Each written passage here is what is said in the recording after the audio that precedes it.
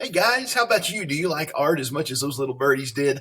It's kind of a primary video, I guess, but wanted to get you thinking about art because we're starting a new module in our book this week called Art Everywhere. And there really is art all around us.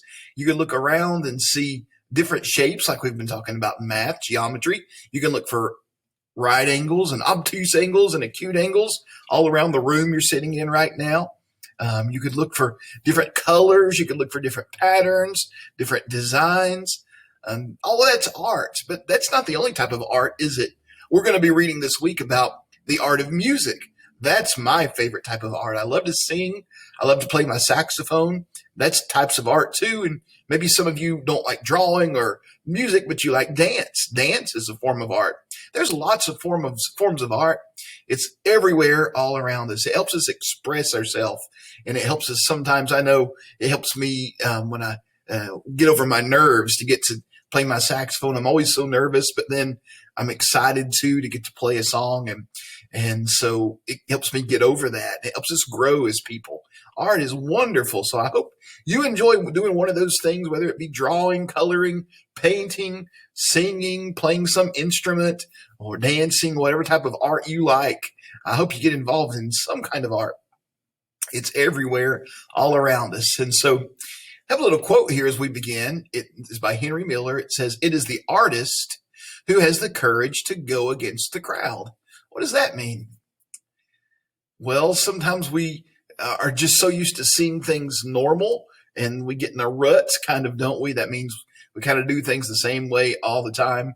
But artists like to do things a little differently. Maybe they make the colors look a little different in their painting, or maybe they add that little extra few notes in their song to make it sound better. They do something a little different and a little against the status quo, which means just a little bit different from what everybody else does. Artists like to be just a little bit different. They go against the crowd.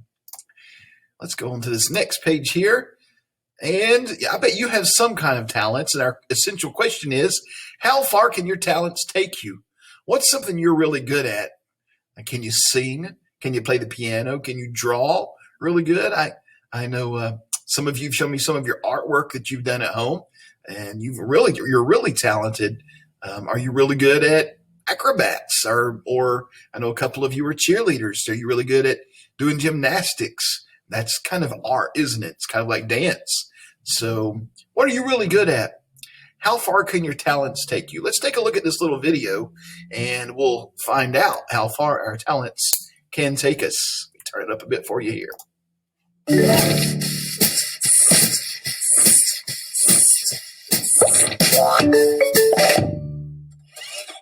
My older brother and I love to discover art in our neighborhood. We saw these kids riding a bike, and it took us a second to realize they were actually painted on the wall. This art is called trompe-l'oeil, which is French for deceive the eye. Here's another where it looks like a person is riding a motorcycle. It turns out that artists have been painting this way for centuries. And I love this one. It covers an entire wall and looks like the building is being unwrapped. I wonder what the artist's inspiration was for this. To bring people together, cities often install public art. I took a video of this sculpture. It's made of stainless steel and weighs over 100 tons. The artist named it Cloud Cake, and it reflects the city skyline like a giant mirror. People love to take cool photos underneath it. My cousin sent me this video from Scotland where the people wanted to celebrate horses and their contribution to Scottish culture. Each one is over 100 feet tall, and they light up at night. Artists also find unusual ways to be expressive. My brother loves these huge animal sculptures created out of trash. The artist wants people to think about the effects of waste and pollution. The other day, I took this photo of a ladder leaning against a wall. Then, I let my creativity run wild. What kinds of art would you bring to your community?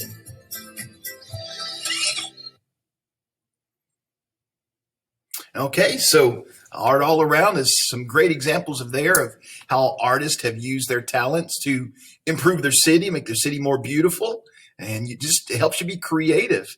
It helps your brain grow and learn to be creative. We're going to look at some words throughout the next 3 weeks. We'll be hearing these words, our big idea words. You won't be tested on these, but you need to know them. And the first one's sculpture. As we talk about art, we need to know what a sculpture is. A sculpture is something that a person creates by shaping or carving things like clay, stone, or wood. I like going over to Gatlinburg and see those big tree stumps, and the artists have used a chainsaw and they've turned them into a black bear or maybe an Indian head or something like that. Have you seen those? That would be a type of sculpture. And those are really cool sculptures. Our context sentence, the clay sculpture that won first prize in the art contest, was placed in front of the classroom. So you can take some clay, maybe you've seen that, and sculpt something, maybe make it look like something else. So that's a sculpture. The next word is expressive. Someone who is expressive is clearly showing his or her feelings. So to be expressive means you're making your feelings known really strongly. So for example, let's see, if I was to be expressive in being sad, I might say, "It's Monday. I don't want to go through another work week." We could be sad. I was being expressive because I was not just talking monotone. If I talk like this all the time, like a robot, you would get so bored of listening, wouldn't you? So we have to be expressive in how we read and how we talk. You can be expressive in your music, in your artwork, and dance. All those things you can be expressive in. Your voice is really easy, and your face are really easy things to be expressive with. The pianist's face was expressive during her solo performance. She was showing her feelings as she was playing. The third word here is inspiration. If you have an inspiration, you have an excited feeling that gives you new and creative ideas. Maybe you just watched that little video and you saw something that really gave you some inspiration. Oh, I want to make something like that. It inspired you to go do some type of art or some kind of drawing. It gave you an excited feeling to go make something new. That's inspiration. Our sentence is, "One inspiration of mine is my brother who taught me how to dance." And then our last word here is creativity. If someone has creativity, they are inventive, especially in the arts. Has anybody ever told you you're so creative, you like to make up something new or draw something really cool? You're just a creative person. Maybe you like to sing or write songs. You can be creative in that way too, or make up a dance. Our sentence, Aunt Jillian's paintings show her creativity as an artist. We've got to be creative. That helps our brains grow. Even when you're writing, sometimes I have you write things for me, write a paragraph or write a story. And so you got to have a little bit of creativity. You got to use your brain and let those brain juices flow and get some ideas for sentences and details in your story. And so that's being creative and using your creativity. Your favorite song that you hear on the radio or on your CD or on your iTunes or whatever you listen to, somebody had to be creative and write the words to that song. Just like you write a paragraph, a songwriter writes a song using their creativity. That's artistic expression. All right, let's go to the next page. And this is a knowledge map. We're going to move on to our little story today. We have just a little short read as we get started in this new module. It's called Why Art Centers Matter. What's an art center? Well, it sounds like some kind of building, some kind of museum of the arts, doesn't it? Let's read and find out. Music, dance, theater, paintings. What would life be like without the arts? In a word, lifeless. The arts bring joy, inspiration, and a sense of connection to our cities and towns. That's why every community needs an arts center. I didn't talk about one form of the arts earlier when I was naming some, and that is doing plays like theater. Have you ever been in a play? We have some theaters here in town. Back when I was in college, I used to do some plays in the Theater Guild here in town. I think that building's really old now. I don't think they use it anymore. But I did a couple in the Theater Guild. But when I was in high school, our choir, the high school choir, would do musicals. And so we would learn these Broadway musicals, and we would try out for parts just like you try out for a basketball team. And we would get assigned our character in the play. And sometimes our character might have to sing a solo. Sometimes we might have to do a lot of speaking parts. And so that was really fun, but that's art too. It's a great form of art that I enjoyed when I was growing up. So there's all of that art that we've been talking about. It brings joy, it brings inspiration and connection to towns and cities. When you're in fifth grade next year, you'll have the opportunity to do what these guys are doing in this picture, to be in the band. Here's a trumpet player and a clarinet player and a saxophone player. In fifth grade has a band. Mr. Tilley, who's the high school band director, comes to school every, I think, 2 or 3 days a week and has band class with you and teaches you to play an instrument. Playing an instrument's a type of art. I play saxophone. My daughter decided she wanted to play saxophone. Hey, it can earn you some money. My daughter gets a band scholarship to go to college just for playing saxophone. She'll get some money for being in the band in MTSU where she goes to college. So learning an art can earn you a scholarship sometimes too. Let's read these paragraphs over here. Embracing the arts.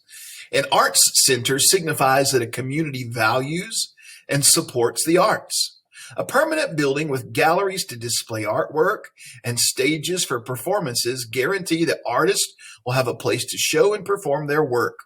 It gives them space to be as expressive as they want to be. It also guarantees that people will have a place to experience art of many kinds, including paintings, plays, music, and dance. You know, one of the places we have here in Morristown that's kind of an art center, have you heard of Rose Center? It's kind of over near the courthouse, downtown Morristown, and up above First Baptist Church, the big church there in town. Rose Center has a lot of art. It's kind of an art center here in town. They have artwork. They've sponsored lots of plays. They have musical performances there. Rose Center, you could always check out their website and see what kind of art they have going on. My daughter went to some art camps there several years ago. I don't know if they still do those or not. Sparking creativity. An art center also brings people in the community together. It can offer art, music, dance, and theater classes to adults and young people who want to express their own creativity. It can host gatherings for local residents to meet and talk with artists. It can display the work of community members, including students. Its outdoor space can feature not only sculptures, murals, and performances stages, but also seating areas and picnic tables, encouraging people together. So, you know, it brings people together, art does. It brings people together and has the community come together to enjoy some kind of art activity. Several years ago, Rose Center that I was talking about used to host the International Festival of Arts. And people from all over the world would be there. Maybe they live in Morristown, but they were from some other country. And so there would be all kinds of different food from different countries. There would be music from different countries. There would be artwork from different countries. But it brought everybody together in the community to come and enjoy it. That was something I also enjoyed and was part of a few times. A smart investment. It's not expensive to build an art center. However, the payoff can be tremendous. Not only does an art center enrich the lives of artists and the community, but it also helps nearby businesses. Residents and tourists who visit the art center are likely to spend money at nearby restaurants, shops, hotels, and attractions. That boosts the local economy. What's the downside of an art center? That's easy. There is none. Supporting artists and helping people experience the joy of art are advantages for every community. And here we have a girl doing ballet. It looks like some kind of dance movement for her art. So we're going to be reading 3 stories this week about the next 3 weeks rather, about art and why it matters. Tomorrow we'll read a story about a musical group. This week we're going to be learning about a musical group you may not have heard of, but I know your parents have, and that's the Beatles. That is my daughter's favorite music group. She just loves the Beatles, and so they're a group back from the 60s, 70s, but they made some really cool music, and we'll get to enjoy some of their music this week and also read and learn about them. All right, well, let's move on. Thinking about arts this week, we'll be going back to that thought each day this week. But let's go ahead and take a look at some of our spelling and our decoding that we need to do this week. So as we take a look at this lesson here on decoding, and we look at these words, we see that once again, like we did last week, we're looking at root words that have a suffix added to them. And so suffixes change the meaning of the word sometime. They change the spelling of the root words. And all of them on this list and all of them on your spelling list that I'll show you in just a second have either the suffix ed added to them or ing added to them. And so we look and see the spelling is different in some words. Some words like walk, there's the root word walk. We just added what? Ed. But this word, applied, what's the root word of applied? It would be apply, which is spelled A-P-P-L-Y. But when we add an ed to a word that ends in y, we have to change the y to an I and then add the ed. So you'll want to watch that on your spelling list this week. Tripped is another one. Tripped is the root word is what? It's just trip, T-R-I-P. But when we add an ed to this consonant, vowel, consonant, R-I-P, we've got to double the P, make it two P's. So trip becomes tripped with the two P's in the middle. Played, we just added ed to what root word? Play. Oh, here's another example that's a bit tricky. Faded, what's the root word? The root word is just fade, which ends in an E, so we don't add another ed, we just add the D because it already ends with an E. So faded is just F-A-D-E-D. Kicking, root word is kick, and then we add the ing. Grading, the root word is grade, which is G-R-A-D-E, but look, we dropped the E before we added the ing in this word, so be careful about that in your spelling list. Applying, here's A-P-P-L-Y. Now notice when we added the ed, we had to change the Y to an I, but not when we add the ing. We just add the ing to apply. Grinning, this is kind of like tripped. It's that consonant, vowel, consonant, R-I-N, grin. That's when we have to double the N and then add the ing. Okay, so grinning has two N's. Talking, just the root word of talk, and add ing. Graded, all right. Did we look at that? Oh, we looked at faded a minute ago. Graded, it's the root word is grade. And just like with faded, it already ends in an E. So we don't add another E, we just add the D, graded. Pasted is the same as that. Pasted is the root word, has the root word of paste, P-A-S-T-E, ends in an E, so we just add a D. Shopped is that consonant, vowel, consonant. So we have to double the P before we add the ed. Shopped. Hurried, that's like applied. That's the root word of H-U-R-R-Y, but we change the Y to I and add ed. Jumped, root word jump, and we just add the ed on that word. Tried is T-R-Y. It's another one of those where we have to change the I to Y, the Y to I, and add ed. Clipping, consonant, vowel, consonant. So we've got to change the P to P, ing when we add it. Clipping, double the P. Rested, root word of rest.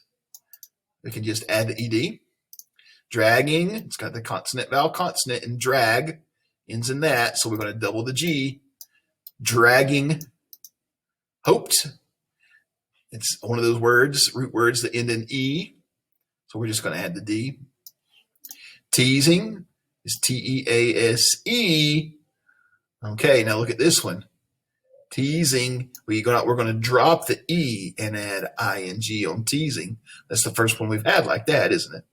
So sometimes we drop the E at the end. We didn't change it to anything. We just dropped it, took it off. Carried is C-A-R-R-Y. Drop the Y, change the Y to I and add ed. Dimming, consonant, vowel, consonant. So we've got to double the M's, D-I-M-M-I-N-G. Noted, one of those root word ends in E, note. So we just add the D. Wishing, don't need to do anything to change it, just add the ing. Okay, let's find the words here. After pudding, pudding is one of those words where we've got to double the T because the root word is put, consonant, vowel, consonant. Wrapping, another one of those where we've got a double ending because it's consonant R, vowel A, consonant P. Wrapping paper on the package. I taped it. Tape is one of those that ends in an E, so we just add the D. All right, let's take a look at our spelling words for this week. They're going to all also end in ed or ing. So here they are. Now let's take a look at them. I've gone over the rules. Let's just make sure you know these words. This first one is wiped, covered, mapped. Notice the two P's had to double it, consonant, vowel, consonant. Pleasing. Now that's one of those where please would be P-L-E-A-S-E. We drop the E and add ing. Slipped has the double P in the middle, consonant, vowel, consonant pattern. Pudding also is consonant, vowel, consonant. So we've got to put the two T's there. Traveled, just add ed. Seeking, just add ing to the root word seek. Visiting, just added ing to the root word visit. Mixed, just added ed to the root word mix. Shipped, got to double the P, consonant, vowel, consonant. Double the P and add ed, shipped. Phoning, it's one of those that had an E at the end. P-H-O-N-E would be the root word. We drop it and add ing. Offered, just added ed to the root word of offer. Smelling, smell is just added ing to that to make it smelling. Hiking, we drop the E off of hike and add ing. Checking, just added ing to the root word check. Fainted, just added an ed to the root word faint. Landed, just added an ed to the root word land. Becoming would have ended in B-E-C-O-M-E. We had to drop the E and add ing. Wondering, ing added to the root word, well, I can't get it. Wonder. Honored, ed added to the root word honor. Modeling just has ing added to the root word model. Securing would have been S-E-C-U-R-E-I-N-G, but we dropped the E before adding ing. Shuttered is just ed added to the root word shutter. So there is your spelling words for the week. All right, now let's take a look at our anchor chart here for today. And this is ideas and support. What we're really talking about is fact and opinion on this anchor chart. So we're going to be working with some fact and opinion for your grammar today. That'll be your only assignment. Let's look at the difference between fact and opinion. A fact is something that can be proven true. So you could look for numbers, photos, maps, or eyewitness reports. Facts can be proven true. Opinions, they're just a personal belief. They can't be proven true. So look for words like I believe or I think or best, seems to be, never, always, probably. You have to decide, readers decide if the author is stating a fact or an opinion. An author may be trying to influence your thinking. So we have to look at things and say, is that somebody's opinion or is that a fact? Let's look right now at a few examples. And then for your assignment today, I'll let you go try to find some of these on your own. Let's just take a look at about 5 of these together and decide if they're fact or opinion. A giant tortoise can live to be over 150 years old. Can you prove that? Sure, you could find a 150-year-old tortoise, so that is a fact. Jennifer saw a zebra at the zoo. Could you prove that? Sure, she might have a picture of it, so that's a fact. A polar bear is the most fun animal to watch. Could you prove that? No, that's somebody's opinion, isn't it? Has that word most. Somebody thinks a polar bear is the most fun animal to watch, but you might think a fox is the most fun animal to watch. So that's just somebody's opinion.